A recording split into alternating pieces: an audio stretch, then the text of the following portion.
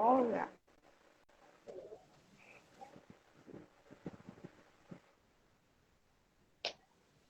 Boa noite.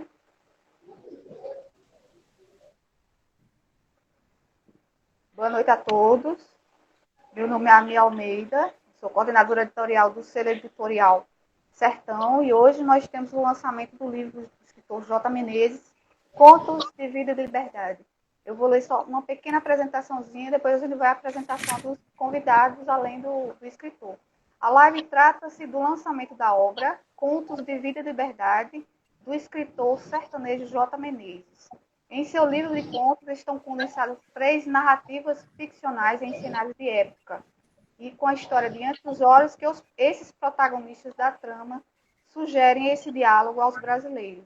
E como o próprio autor J. Menezes costuma dizer, viver não é preciso, ser livre sim. A live é financiada pela Lei Aldir Blanc. Como todo mundo sabe, a gente está numa situação emergencial pandêmica, né?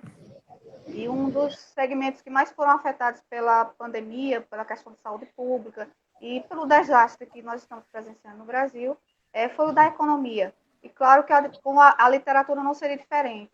Então, a Lei Aldir Blanc, ela veio para suprir essa deficiência em relação à classe artística.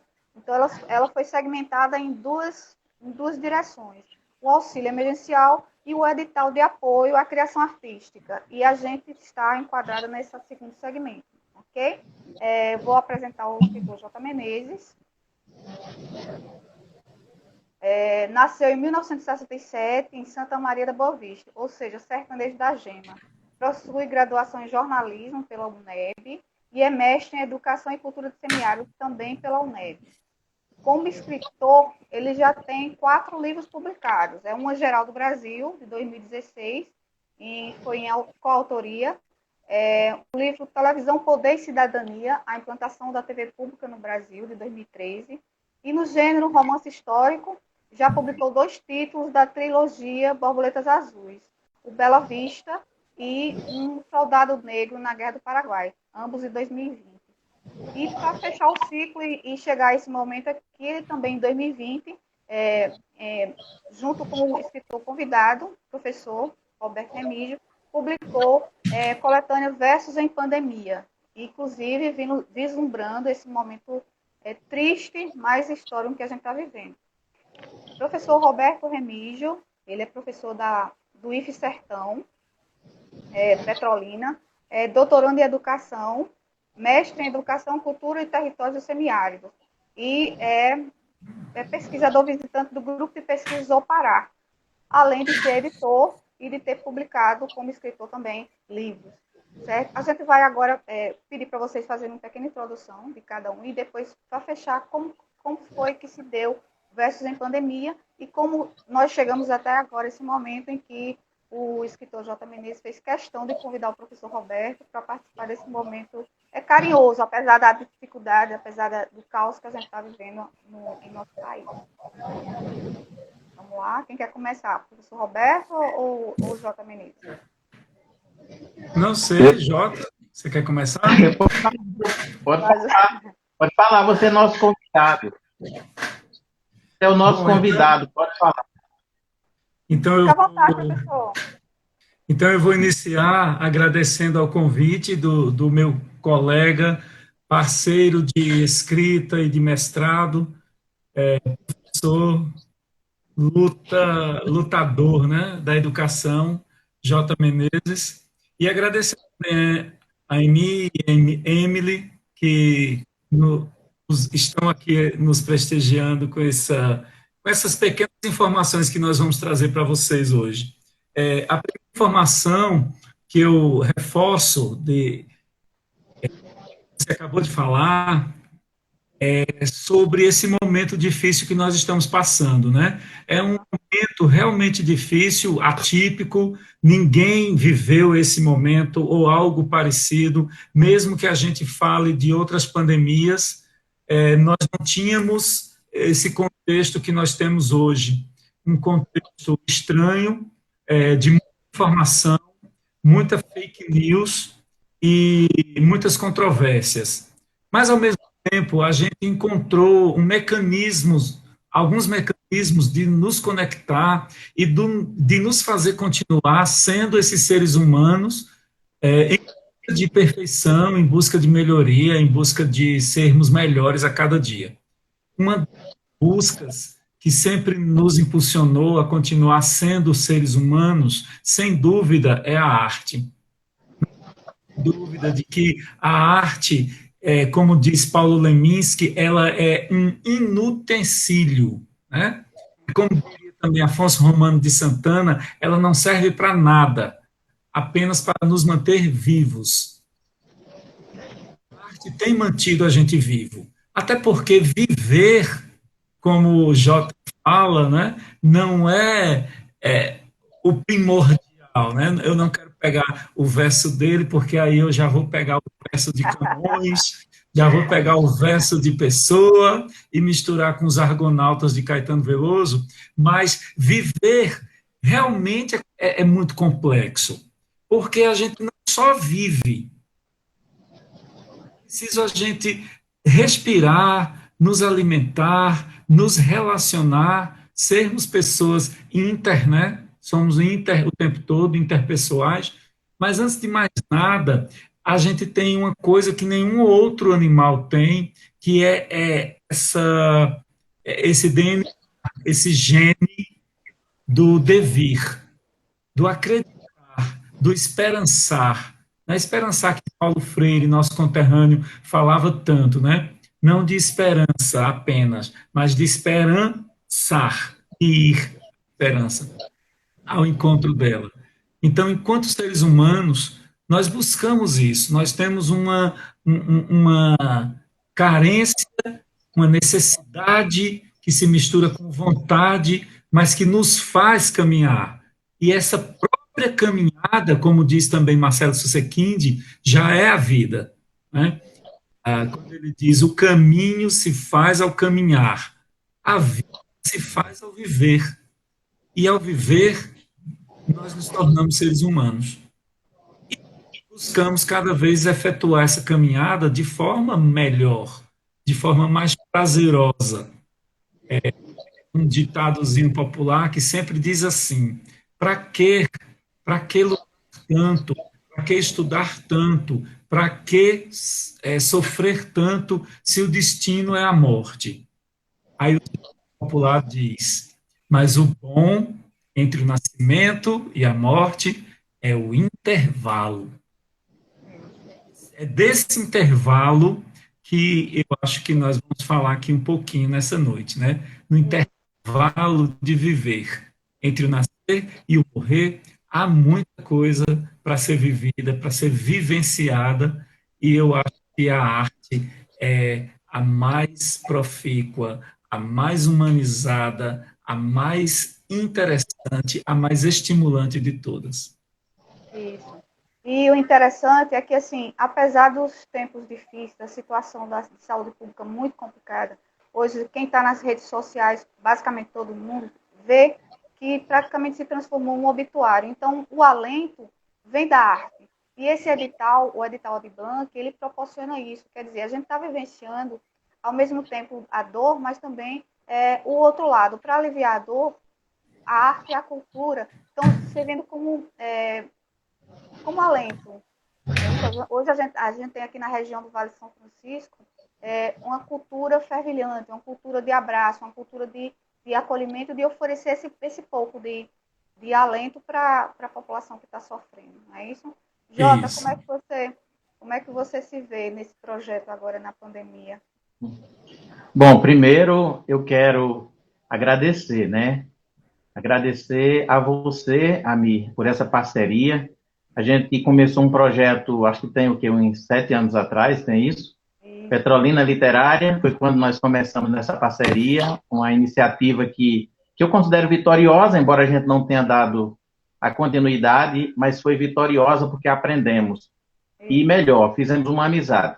E hoje nós estamos nesse novo desafio, né? E como o próprio nome diz, é um desafio. E num momento, né, improvável, vamos dizer assim.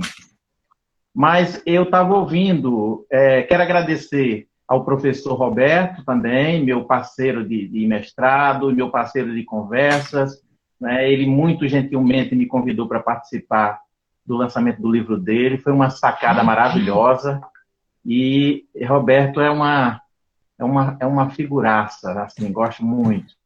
E Emily, que para mim foi uma surpresa estar aqui, assim, nas vezes em que conheci essa baiana, e eu sempre tive uma impressão muito agradável sobre a figura dela, e eu agradeço. E agradeço a esse momento, né, importante. Se nós estamos aqui nesse momento, é porque Deus nos permitiu que a gente pudesse estar, e como diz o ditado, nada é por acaso. Se estamos aqui juntos nesse momento, algo espiritual nos trouxe para esse encontro. E é muito importante, eu fico muito feliz.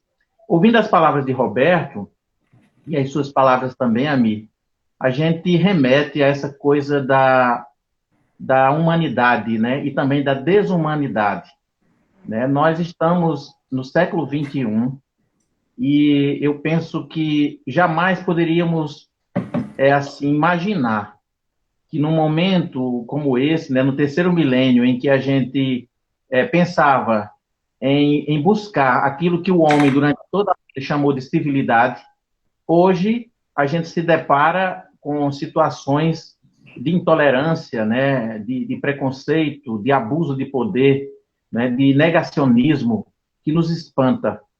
Eu estava aqui lembrando, né, dos grandes movimentos culturais, socioculturais da história da humanidade. Eu posso citar aqui, por exemplo, o Iluminismo, eu cito o Renascimento, né? Eu cito a Semana da Arte Moderna no Brasil, que são eventos de iluminação mesmo, né? Para dizer para o mundo que a arte pode abrir caminhos, a arte pode abrir janelas, a arte pode dar uma nova perspectiva de vida quando a vida está impossível, não é? E assim, a Lei Aldir Blanc, ela veio num momento assim importante, principalmente para ajudar aquelas pessoas que estão com muita dificuldade, mas não só para isso, né? Nos momentos de crise como esse que a gente está vivendo, crise sanitária, mas também crise política, crise ideológica, crise cultural, né? As guerras culturais que estão aí sendo travadas, o retorno do nazifascismo, enfim, é preciso que exista arte, né, para que a arte possa nos dar o refrigério, né? E é isso que nós estamos buscando.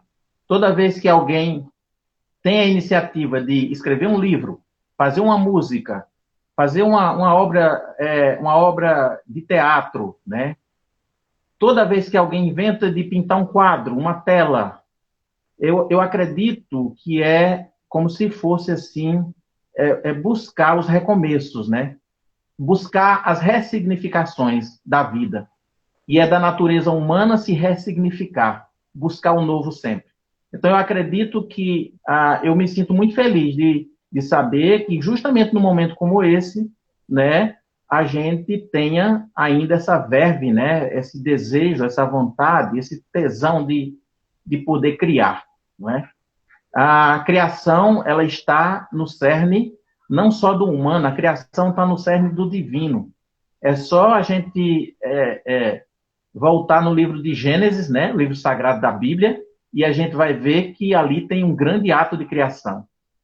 Então, eu estou feliz de estar aqui hoje, de a gente poder falar a respeito de literatura. Ok. E vale lembrar também que essa coisa do negacionismo, essa coisa da acusações contra a ciência, contra a cultura, ela remete ao obscurantismo, né? E a Lei Aldir Blanc, esse momento que a gente está vivendo, apesar da dor, a gente vê que a qualidade dos trabalhos que são apresentados, incluindo o livro aqui, em que a gente fala, Contos de Vida e Liberdade, ela remete à luz, ela remete ao esclarecimento da população. E ela, ao mesmo tempo que esclarece, ela eleva. E, assim, o tema apresentado, Contos de Vida e Liberdade, nos lembra isso. Lembra que vida e liberdade ela é permanente. E a luta contra o negacionismo, o obscurantismo, também é permanente.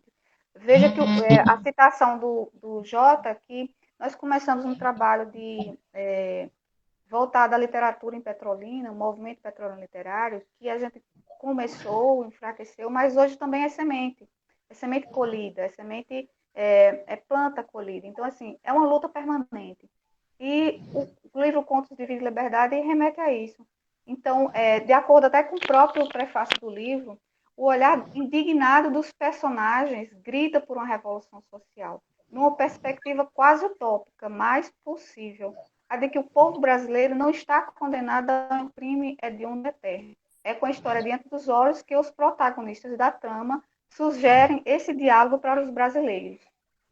E através desse diálogo da literatura, gostaria que vocês apresentassem também um pouco, falassem um pouquinho sobre os trabalhos anteriores de vocês, para a gente centrar no Contos de Vida e Liberdade, porque tudo que vem do passado remete ao presente de luta. E quem trabalha com literatura hoje no país é certamente, praticamente um ativista. Vamos lá, professor Remídio, como é que seus trabalhos anteriores, como é que a gente pode vislumbrar um pouco deles? Em 2019, eu lancei junto com a professora Adriana Soeli o livro Diálogos Interdisciplinares. Ele é voltado para a área de saúde e de educação. Aí, em 2020, eu fui contemplado pela antologia poética da cidade de Paulo Afonso, onde eu morei durante muitos anos. Então, a gente tem os poemas da antologia poética. Em 2020, eu resolvi fazer, juntamente com o professor Vlader Nobre Leite, o livro Versos em Pandemia. Na verdade, não era a ideia produzir um livro de poemas. A ideia era simplesmente fazer com que as pessoas, naquele primeiro momento da pandemia, todos nós no mesmo barco, sem entender direito o que estava acontecendo, mas muito ansiosos, frustrados, neuróticos, que a gente colocasse as nossas emoções em formas de versos, em volta de arte, né? E aí eu também, nessa época, eu convidei logo o meu querido Jota para participar. Gente, ele não é poeta, não é a praia dele. Ele é um escritor de excelente qualidade, um jornalista e um professor. Mas eu desafiei. Eu disse, Jota, a sua poesia. E aí a gente conseguiu montar um livro com 50 poemas de pessoas que, teoricamente, não eram poetas, eram professores, escritores, jornalistas, donas de casa, comerciantes, engenheiros, advogados, e elas participaram, colocaram para fora o seu mundo interior de forma bonita, metafórica, e aí surgiu essa maravilha que eu acho que foi um livro que realmente cumpriu a missão, que era trazer esse refrigério, né, que J. Menezes fala, né, porque eu acredito que quando a gente se propõe a fazer arte, a gente deixa as armas, as nossas armas físicas ou emocionais, a gente se desnuda, e nesse desnudo, nessa nudez, nós nos apresentamos por inteiro, e por inteiro nós não levamos armas, nós não levamos crueldade, nós não levamos maldade, nós levamos a nossa visão crítica, a nossa visão artística, a nossa visão de mundo, mas uma visão em que eu acredito que a arte ela tem essa função de salvar a humanidade, porque ela traz esse novo, ela é em busca da novidade e é em busca do seu eu. Tanto é que em poesia nós chamamos o autor, né, de eu lírico. Mas, enfim, essas minhas obras, de 2019 para 2020. Em 2021, nós estamos produzindo um livro. Somos 3 professores que gostam de escrever poesia. Sou eu, o professor Vlader e o professor João Trapiá. O livro, a gente está esperando um momento melhor para fazer o lançamento. E eu gostaria também de falar da minha participação na lei, no da Lei Aldir Blanc. Eu tive a oportunidade também de ser convidado para 2 lives que foram agraciadas com o edital Aldir Blanc, do músico e compositor petrolinense Nádion Oliveira. Então, até quando vocês assistirem, eu que sou um pesquisador da cultura indígena, participei da live Todo Dia Era Dia de Índio, de Nádion Oliveira, em que a gente discute algumas músicas e alguns paradigmas sobre os discursos das indígenas. E também participei da live Petrolina, Letra e Melodia, que falava também sobre as músicas que tinham Petrolina como temática principal.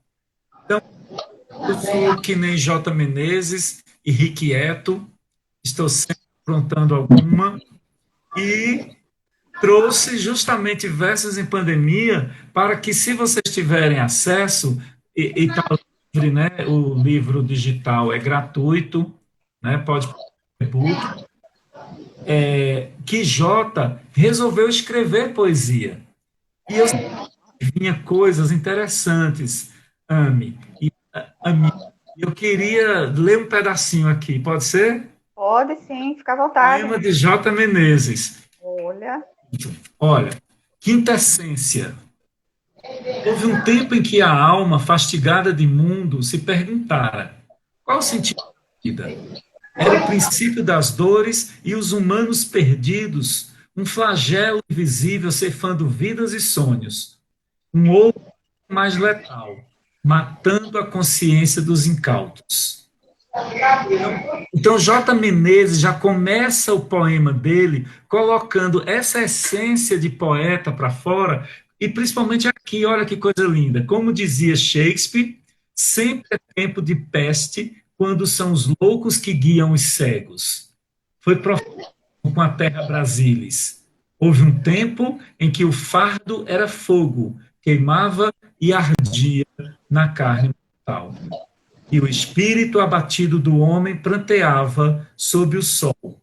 Houve um tempo que todos eram chamados a imergir na chama sagrada da fênix. Fora a gotas, quase como uma tortura, lancinante, sufocante. Houve um tempo em que já não se chorava os mortos. Eram tantos. Morriam-se como moscas. E os perplexos, aturdidos, impotentes. Então, o poema continua, mas eu queria trazer para vocês como um poeta, ele, ele se desnuda de toda a sua arrogância, de todo o seu ego, de toda a sua, de suas máscaras, para expor de forma, né, porque a poesia é muito subjetiva, de forma metafórica, um sentimento que deixa de ser dele, passa a ser de todos, né? Então, quem não se viu também entre nós, vivos, perplexos com tantas mortes que vem acontecendo, né?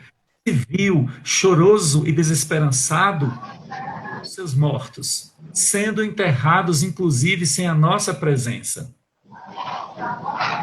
A poesia faz isso, ela abre esse caminho para se pensar, um pensamento crítico, mas não um pensamento violento, um pensamento de perplexidade. A violência pode estar externa, mas a externidade, o externo desse poema é para abrir as mentes. Eu acho que o Leminski fala muito bem disso também. Então, era só para apresentar um pouquinho para vocês quem é o poeta J. Menezes. Parabéns, Jota. Eu fiquei, assim, muito feliz quando ele me convidou, que eu digo, eu acho que poeta é aquele quando chega dentro de um bar, né, pega ali o guardanapo, e de repente vem aquele fogo e você escreve algo. Para escrever, eu sangro e suo muito para poder escrever. Então, quando ele lançou esse convite aí, eu digo, bom, vamos lá, e fiz, se chama Quintessência, gostei muito dessa experiência. É minha vez de apresentar? Bom, Sim, fica à vontade. aí tá aqui, pronto, Versos em Pandemia tá aqui, né? Aí vem Televisão, Poder e Cidadania, que é esse tijolão de mais de 500 páginas. Aqui foi quando eu estava lecionando na UNEB. Na época, eu achava que os livros de literatura não eram muito da literatura de livro-reportagem, de televisão. Não havia muitos títulos na época. E eu resolvi escrever esse livro, pela editora Chiado, de Portugal, né? Aí vem o primeiro da série Borboletas Azuis, que é um romance histórico ocorrido no século XIX, né, cuja temática é a questão da escravidão e da abolição da escravatura, quando eu falo muito na questão da liberdade e também na questão das intolerâncias, né, da época dos anos 800, né, um século de muito progresso, mas, ao mesmo tempo, contraditoriamente, de muito preconceito, de muita discriminação e de uma vergonha, de uma mancha, que é a maior mancha da história do Brasil, que é a escravidão. Quando um homem escraviza um outro homem, ele comete, eu acho, o maior dos crimes, que é o crime da desumanidade. E o livro, ele conta essa história dos personagens. É uma moça branca, filha de um britânico que vem para o Brasil trabalhar com estrada de ferro, com bancos, e ele resolve comprar uma fazenda no Vale do São Francisco que se chama Fazenda Bela Vista. Partir, ele chega aqui e não gosta muito da paisagem, mas quando ele vê o riozão São Francisco, ele fica apaixonado. Mas o que deixa ele mais apaixonado é uma borboleta rara azul, porque ele é colecionador. E aí o livro vai trabalhando dentro dessa história. Mas, como eu digo, é um livro de 4 mundos, porque meus personagens vêm de 4 continentes. Tem o Batismo de Sangue, um soldado negro na Guerra do Paraguai, que é a continuidade desse livro aqui, que são 3. Esse está lá no Amazon, no Kindle, não é? Eu não consegui ainda fazer o livro físico, mas ele está lá na Amazon, que já é a continuidade. Quando Joaquim, que é o personagem da história, é convocado para ir para a Guerra do Paraguai, né? Ele vai como homem escravizado, lutar na guerra, né? E Emily, que é a outra personagem, ela vai para a Inglaterra estudar. É uma forma que o pai encontrou de separá-los, né? Ele para ir para a guerra para morrer e ela para arranjar um noivo lá em Londres, né? Na Londres da Revolução Industrial. Mas aí eu não vou contar mais não, senão vocês não vão ler o livro, vai perder a graça. Remídio me deixou muito feliz, ele disse que o pai dele leu e adorou. Gostou muito. E aqui eu queria até apresentar a revista Contexto, também é outro trabalho assim, da minha autoria, que eu fiz na secretaria. Uma pena que as questões burocráticas e políticas e econômicas acabam interferindo nessas coisas, mas é um trabalho meu também. E agora vai sair, agora tudo indica, no final de maio ou junho, vai sair meu livro Resistir para Existir, que é uma adaptação que eu fiz da minha tese, da minha dissertação de mestrado, né, do Samba de Véio e da Ilha do Maçangano, que eu fiz uma adaptação para o livro, né, da editora Viseu, uma editora do Paraná, e, se Deus quiser, deve sair agora no final de maio, início de junho. Bom, esses são os trabalhos, né? Teve uma participação também no Geral do Brasil, que foi um livro que a gente fez sobre a história de Geraldo Azevedo, junto com o professor Juraci Marques, Joelma Reis, Emanuel Andrade, né, e Edilane Ferreira. Um livrinho pequeno, mas feito com muito carinho, e ocorreu naquele episódio em que Geraldo Azevedo veio receber o prêmio de doutor honoris causa aqui na UPE, né? As 3 universidades se reuniram para ele. Bom, é isso. São os livros. A me disse uma coisa com atenção que ela leu sobre a proposta, inclusive, do título do livro, Contos de Vida e Liberdade, quando ela fala da questão da liberdade. Esses dias eu estava ouvindo uma fala do poeta moçambicano Mia Couto, que eu gosto muito, e Mia Couto, ele dizia que o papel precípio do escritor e do poeta é defender justamente a liberdade e a verdade. E ele diz assim, é interessante que, às vezes, o poeta ou o escritor, ele fala de liberdade e de verdade num livro que não é verdade, que é um livro ficcional, né? assim, o escritor, ele permanece na fronteira, sempre na fronteira das coisas. Ele fica na janela, né? Na observância das coisas. E quando a gente fala, por exemplo, do livro Versos em Pandemia, é justamente isso. É justamente esse momento agora da gente estar na janela observando o que está acontecendo. Infelizmente, a cena não é muito bonita, mas a arte é tão, é, é tão, é tão grande, né? Que até nesses momentos de ela nos dá norte de alguma maneira, né? Ela traz essa serenidade, esse calmante para nos deixar ainda vivos, né? E esperançosos. Isso.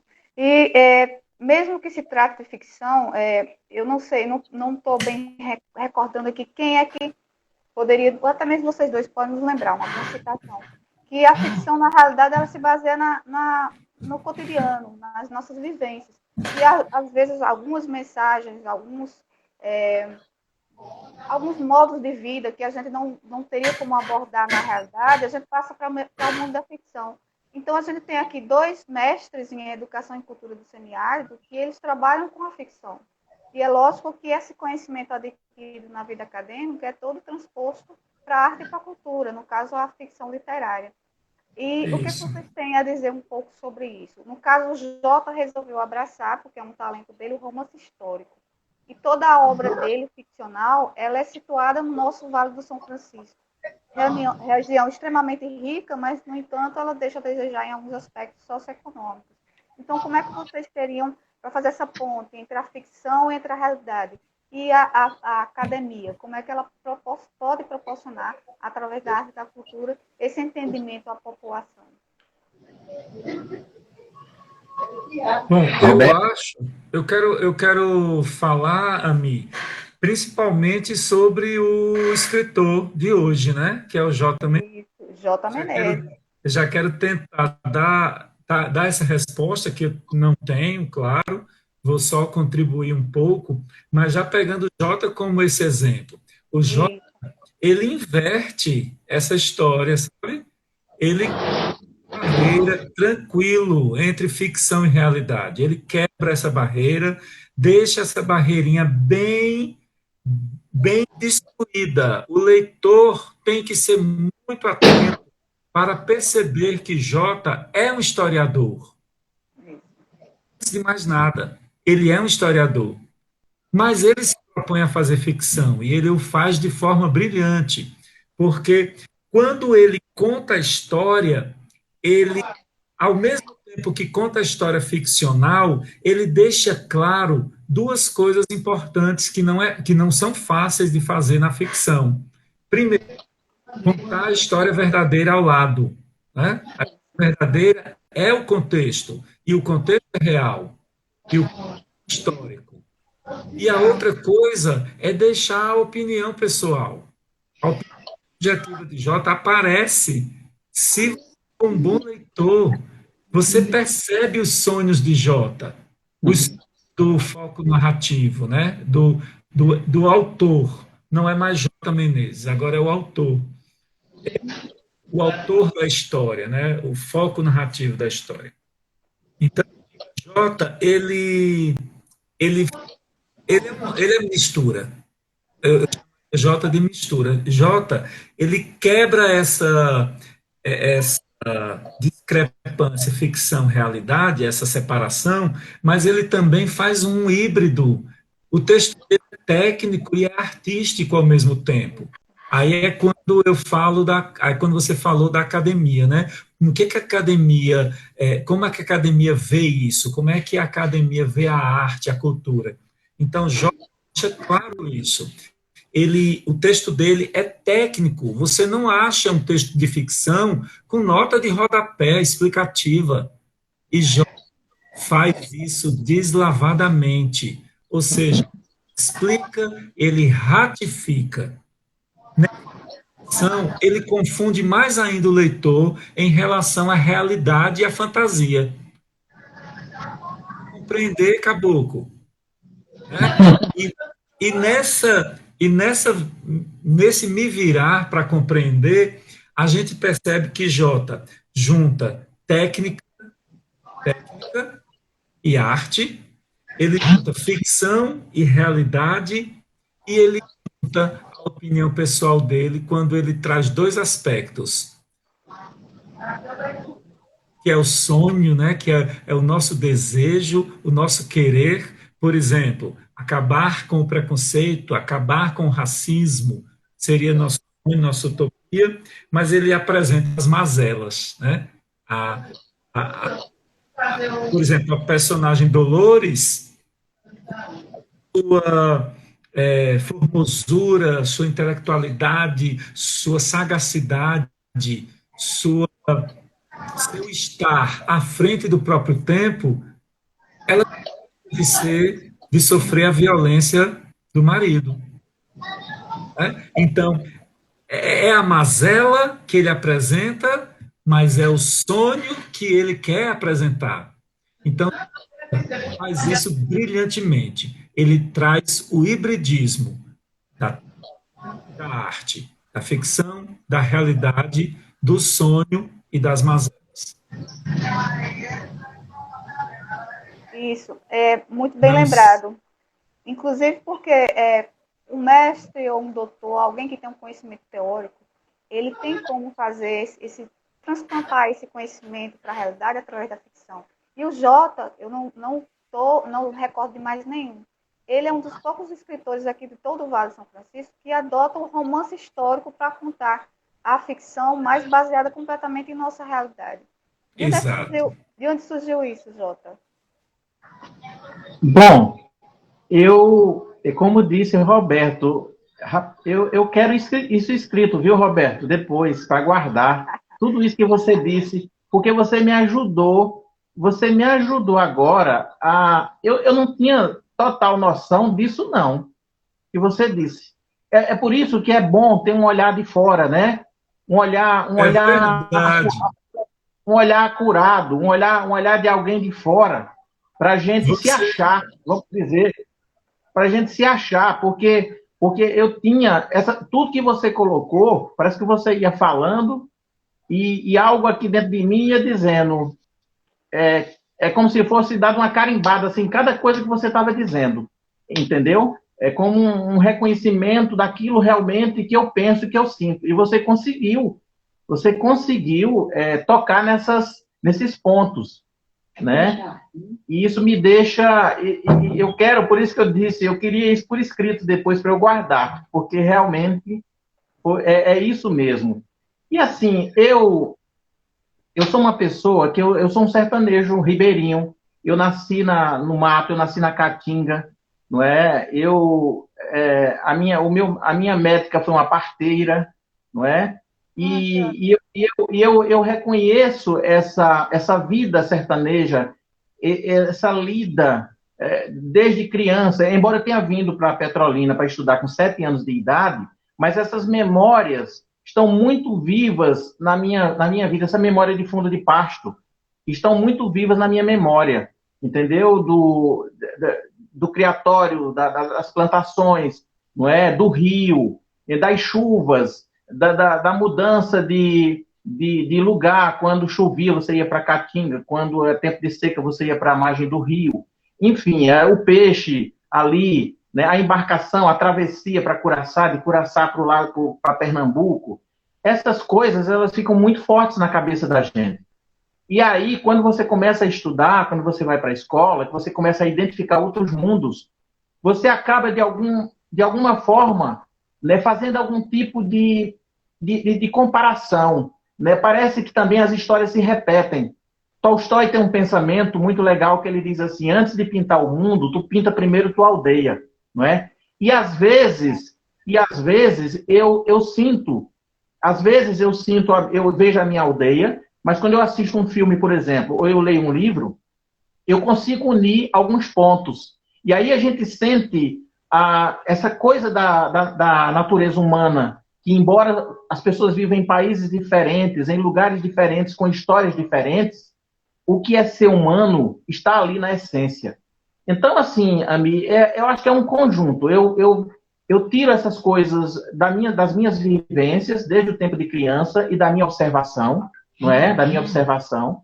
Eu tiro isso do que eu aprendi na escola, eu tiro isso do que eu aprendi nas conversas com as pessoas, com os personagens, e quando eu falo de personagem, não estou falando só de doutor, eu não estou falando só de gente letrada, eu estou falando também de seu Zé da Feira, entendeu? De seu João agricultor. E eu trago isso. Aí tem o ambiente familiar e o ambiente acadêmico, com certeza, também influenciou muito, principalmente a UNEB, né? Na UNEB eu aprendi a pensar, eu gosto de dizer isso.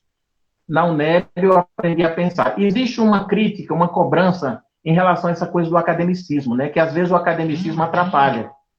E eu tinha pensado, às vezes eu pensava assim, eu digo, realmente, esse excesso de racionalidade também não é bom. Às vezes a gente precisa sair um pouco dessa coisa da racionalidade e trazer mais para o campo da vida cotidiana, porque senão a gente perde também elementos que são importantíssimos para a gente observar na vida.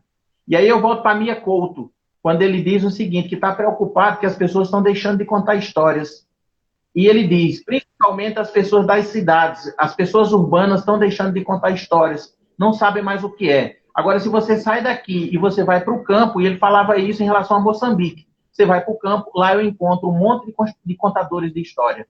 Então, hoje, existe uma preocupação com a narrativa. Eu acho que o mercado tem culpa disso, né?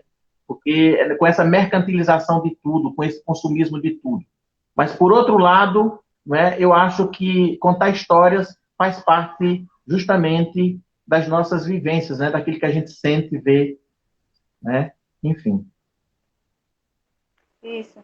E uma das coisas que sempre vale lembrar é que os projetos que entraram em concurso pela Lei Aldir Blanc, eles passaram por uma seleção rigorosa, e o projeto que estamos falando hoje, que é o livro de contos de Vida e Liberdade, ele passou com louvor. Então, assim, os projetos aprovados aqui para o Vale de São Francisco têm uma qualidade impressionante. E o DJ não fica atrás. Essa coisa do conhecimento acadêmico ser passado numa linguagem coloquial em romance, de forma acessível para a população, é muito importante. E esse é um dos motivos pelo qual o projeto dele foi aprovado. Então, remetendo ao conto, nós temos 3 realidades diferentes, no entanto, muito similares, né, em questão de sofrimento, de vivência de injustiça. São 2 homens, Otaviano Temba, Pedro Meireles e uma mulher, Dolores Urrutia.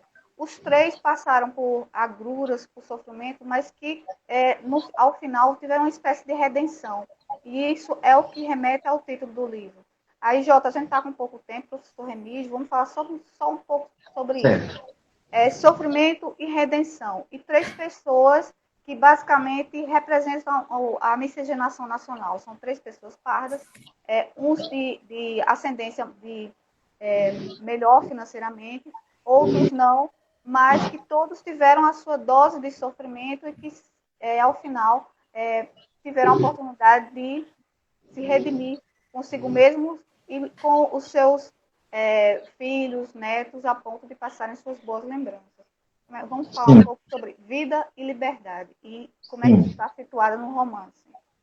Sim, como você disse, esses textos, não é, eram textos que eu já vinha escrevendo há muito tempo e que eu tinha deixado na gaveta, né, porque eles iriam fazer parte do livro Bela Vista, depois eu resolvi tirar, não é?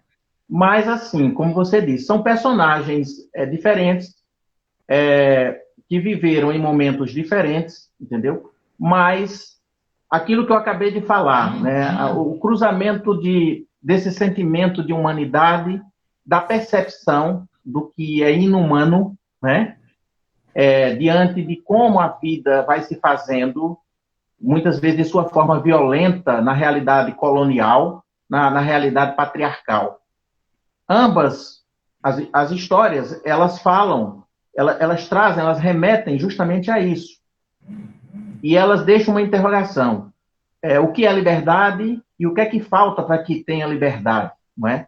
No caso de Otaviano Parquetemba, não é? E o Jardim das Camélias, senhor de 90 anos, de mais ou menos 90 anos, ele está aposentado, é um desembargador, um homem que já andou quase o mundo todo, ele é neto de escravo com a britânica, né?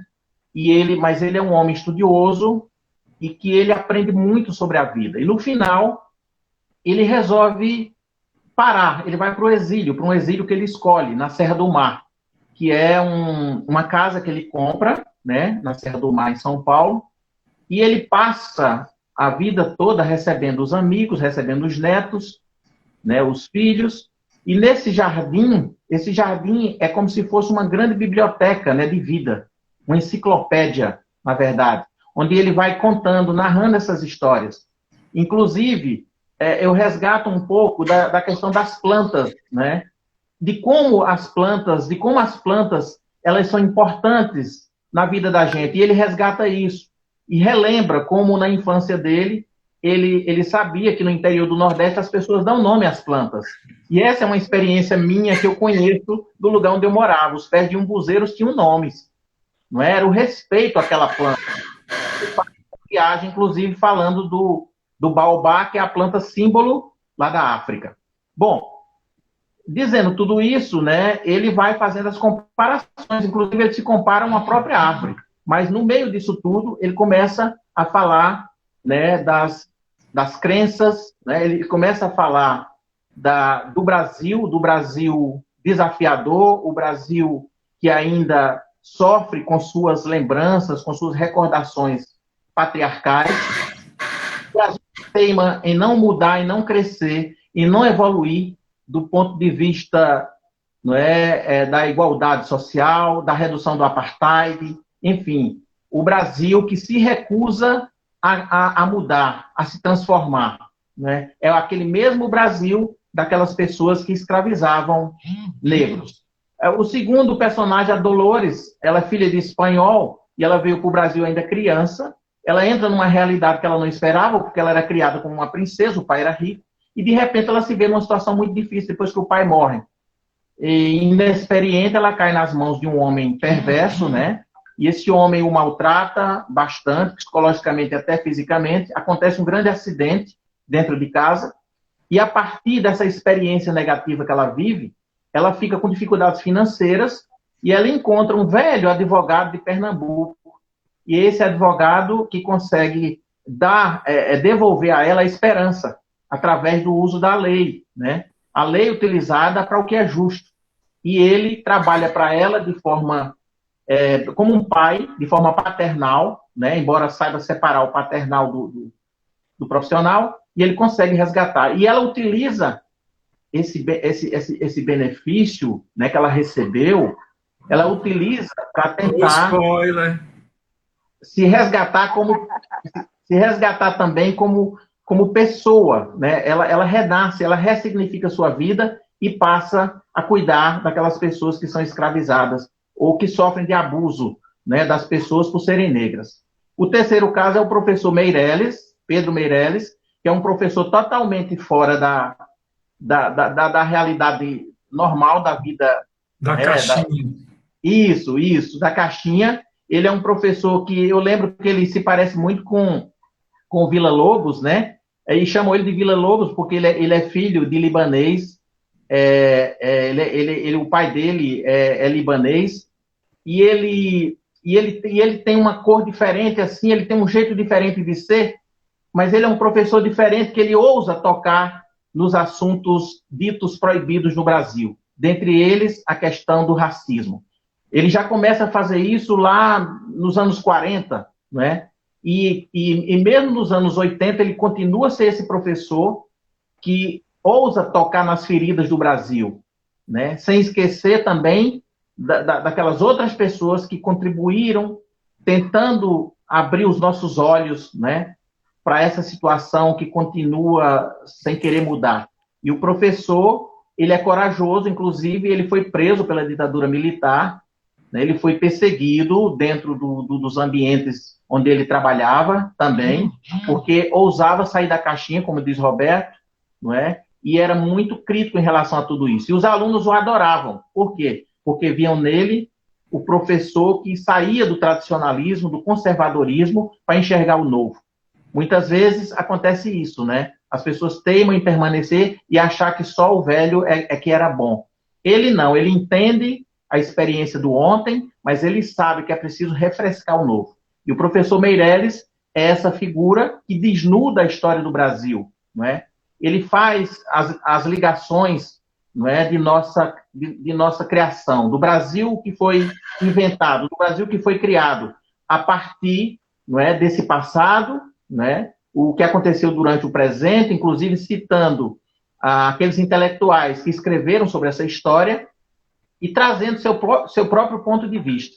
Então, é um professor diferente, né, que ousa tocar nos assuntos que muitas vezes são evitados pela sociedade brasileira, a sociedade patriarcal, né, a sociedade que não quer mudar.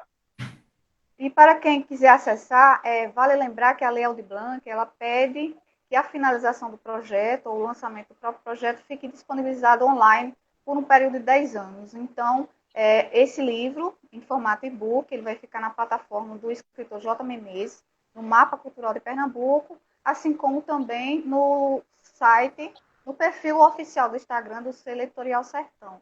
E é com isso que a gente chama o professor Roberto. Nós temos 5 minutinhos para fechar e falar sobre um pouco da experiência dele na leitura do conto, do livro de contos Vida e Liberdade, de J. Menezes. Ok. Bom, Ami, convidou as pessoas erradas para falar tão pouco, porque o professor Roberto Remígio é famoso por aulas intermináveis, nunca vários. E o professor J. Menezes vai na mesma linha. Mas eu vou tentar ser bem rápido, bem simples. Eu vou ser até simplório, que eu sei que a obra de J. Menezes não merece, mas por conta do tempo. Eu gostaria de convidar vocês que vão assistir esse material posteriormente a saberem, a descobrirem, como eu descobri, por que os baobás são árvores de cabeça baixa, né? Então é muito interessante isso. E sem falar que a própria conversa, a própria metáfora da biblioteca que Otaviano Parker Temba faz com seus netos e seus visitantes ao apresentar a biblioteca, a faculdade como um jardim, um grande jardim cheio de árvores, é uma metáfora, né, a árvore como árvore de conhecimento. É metáfora muito interessante. Não estou nem falando da celulose. Estou falando da própria questão de que a gente é essa árvore também do conhecimento. A educação é simbolizada pela árvore. A minha tese de doutorado se chama Árvore Tese. Começa por aí, o esquema dela. Muito bem. E assim, o que Jota faz conosco é caminhar, levar para essa metáfora também da árvore, tanto que eu disse assim, quando eu comecei, eu disse, eu não gostei do título, poderia ser Otaviano Parker Temba e a Pátria das Árvores. Mas depois fica bonito também.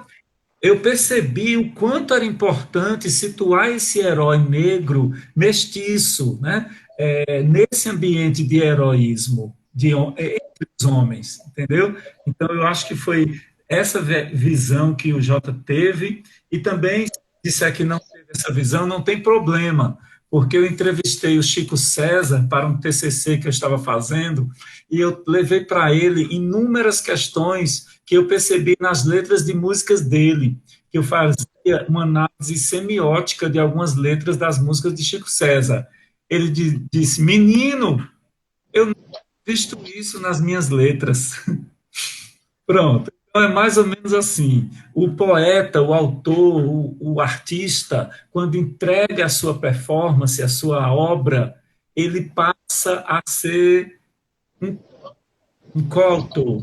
Ele não é mais dono. Então, a gente vai trazer, a gente vai perceber, a gente vai trazer o nosso novo eu, autor, para o texto de Jota, e o texto de Jota vai passar a ser meu, o que eu penso, o que eu sinto, né?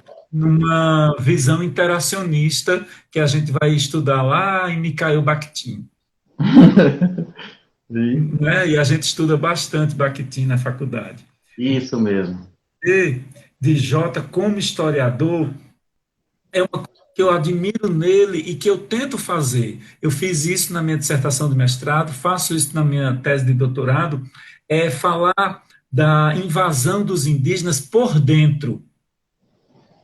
Jota faz isso. Ele não fala da escravidão por fora, algo contado pelos. Ele fala por dentro. Ele narra uma situação de dor de um escravo que eu senti, porque parecia que eu estava lá, assistindo. Contar por dentro a história. Eu não sei se essa seria uma expressão muito Entendi. interessante, certa, mas eu acho que é isso. Você não viveu porque você não era nascido, mas você conta de uma forma como quem viu. E a gente termina vendo. É para isso que existe a escrita. É para isso que existe a atemporalidade da escrita, né? Para que a gente possa ver o que os nossos antepassados deixaram registrado. E ao encerrar, aqui eu já falei sobre o primeiro personagem, né, o Otaviano, já falei também sobre a Dolores. A Dolores é aquela mulher branca, espanhola, mas que se apaixona pelo Brasil de tal forma que ela passa a ser brasileira e ela passa a sentir a dor dessas pessoas. E a Sim, dor dessas pessoas está nesse movimento de utopia que a gente acabou de falar, né? Quando eu disse para a Jota que ele faz essa ponte e ele quebra essas barreiras entre utopia e elas. A mazela é a escravidão. O sonho da Dolores era não ter escravidão. isso. Aqui, se ela conseguiu, né? Mas ela nos lembra muito a Princesa Isabel, isso sem dúvida. Assim como o Otaviano lembra outras pessoas interessantes da nossa história.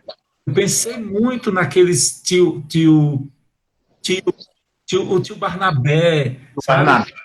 Eu pensei muito naqueles preto velho, naquele Sim, cacique, eu que trabalho com as etnias indígenas, naqueles caciques, naqueles anciãos que contam as histórias dos nossos ancestrais. A diferença é que o Otaviano teve acesso também à educação formal e de forma bastante incisiva. Por último, o Pedro Meirelles, né, que é um cara que me lembra Darcy Ribeiro, sabe? Que foge do hospital para se tratar, que luta, que não tem papas na língua. E Jota começa a descrição assim: ele não tem papas na língua. Eu achava Darcy Ribeiro o próprio Meirelles. Embora a gente tenha convivido tão pouco com Darcy, porque a gente também se afasta muito dos políticos.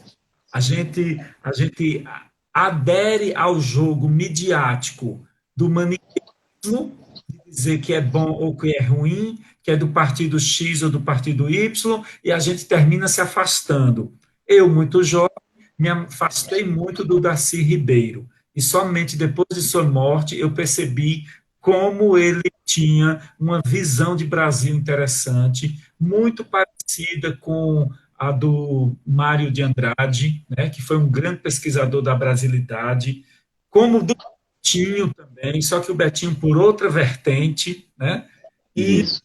traz o Meirelles com a garra, sabe, a garra do Darcy Ribeiro, com a força do Policarpo Quaresma, mas com a inteligência do Betinho, sabe, a visão do Enfio,